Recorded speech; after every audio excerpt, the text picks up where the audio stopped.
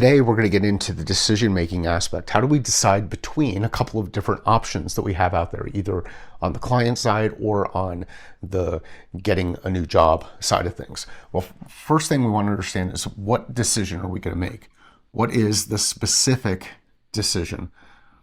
Once I know what the decision is, like, do I join the company, or do I bring that company on as a customer, or do I choose between two different companies that I'm currently working with? There are a couple of different ways to look at this, but what is the decision? The second thing I want to understand are, what are my top two priorities, two criteria that I'm going to use to make the decision? Know how you're going to make the effective decision. What's the specific criteria? And the reason I want two is because if I'm constantly making decisions based on a single criteria, I'm taking on a bit more risk. If I add in a second criteria, then that can help to avoid some of the potential risk of making a poor decision.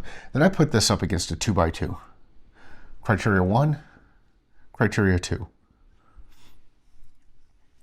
And I weight it from a scale perspective on, where does this thing fit?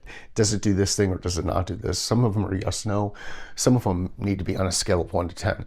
That 2x2 will help you visualize the specific decision that you're looking to make. A framework that goes beyond this, when you start thinking about the different pieces of information that you want when it comes to decision making, is number one, what decision are we making?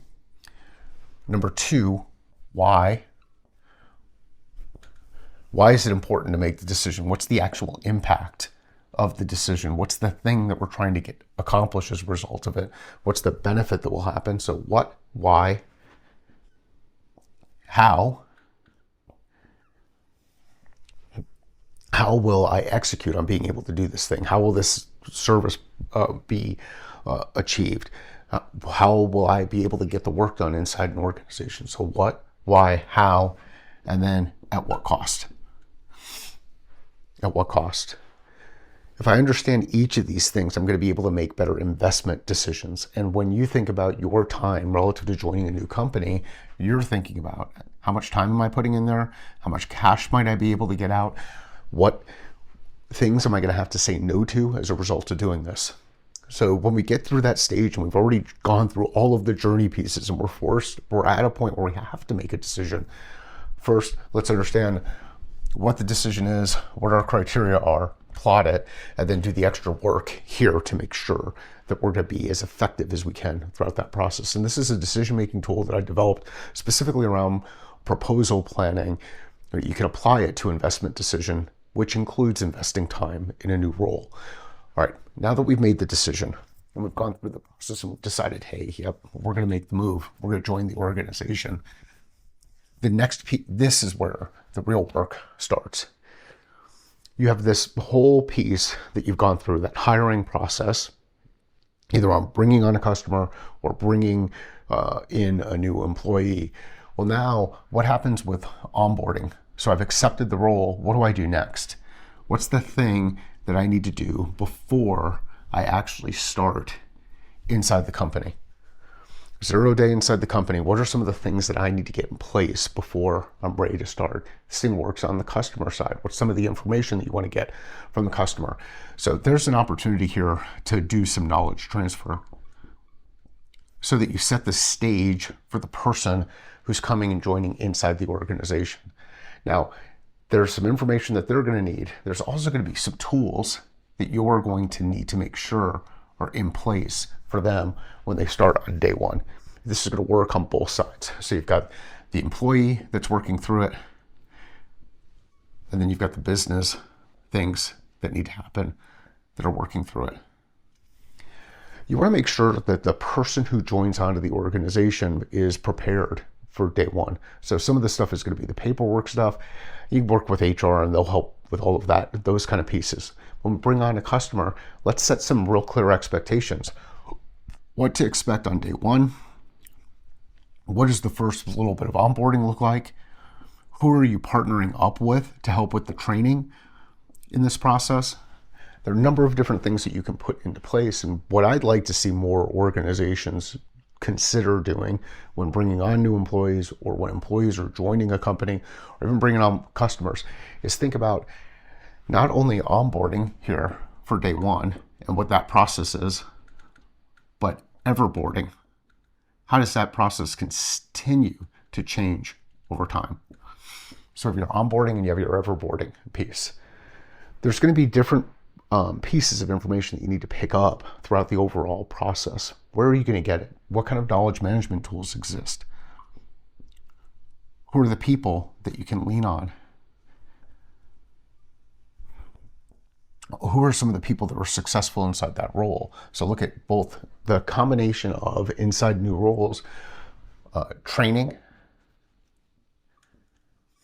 mentoring. There's people who've been there before and have carried you all the way through, and then potentially coaching. And know the difference between those three. Training, we're training on a specific skill. Mentoring, it's more of a guide that's going to help you see some things that you may not already see. And then coaching, more specific tactical changes the way that you approach certain things. This whole period is critical. If there's not an experience that someone gets from when they made the decision to when they are actually inside the organization, you have the potential to lose a lot of the positive momentum that was created in the interview process. So as an employee who's looking for a job, ask some questions around what the onboarding looks like. What kind of information can you start reviewing during the period while you're on that period between when you accept the role and when you join in on your first day? If you're an employer, think about how you can make that experience a bit better. If you're bringing on new customers, think about how you can make that experience better. Set expectations and execute. Here are a couple of questions I would suggest that you answer as you move through each of these pieces. So, where do you go for information? Number one. How do you communicate effectively inside organizations? Number two. What's the timeline of when that communication happens typically? Number three. So where, how, and time. Do those things and you'll help with this onboarding process. I'd love to hear any questions that you have around this piece, this aspect of the post-agreement, getting things moving forward part of the process. If you'd like me to go deeper on this, just let me know inside the comments. We can go through and we can start to map out what a customer journey looks like post-sale, or what an employee experience looks like post-sale. You can map these things out. If this is as deep as we need to go on this, let me know that as well. If you know somebody who would enjoy this, please share it with them. Again, sales is a thinking process. Business is a thinking process. Life is a thinking process. How are you thinking different about your process?